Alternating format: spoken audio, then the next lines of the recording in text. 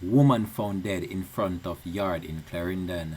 Hi again and welcome. This is Links 007 TV News Report, and we'll be right back with the full and exclusive details to come.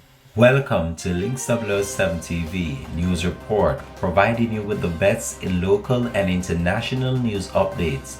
This is a place where you can get the most reliable and informative news information. Links 007 TV News Report.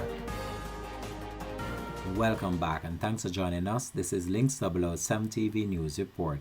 The police have commenced an investigation after a woman was found dead in front of her yard on Rosewell Road in Mapen, Clarendon on Saturday morning. The deceased has been identified by the police as 44-year-old Deborah Martin. It is reported that at around 8:30 a.m., Miss Martin's 16-year-old son stumbled upon her motionless body in front of the yard and alerted other residents, who summoned the police. On the arrival of the police, it was observed that Miss Martin was lying on the grass clad in a red spaghetti strap blouse, black joggers pants, and what appears to be minor scratches on her neck.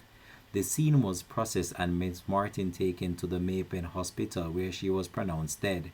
The body was later transported to the morgue pending post-mortem examination.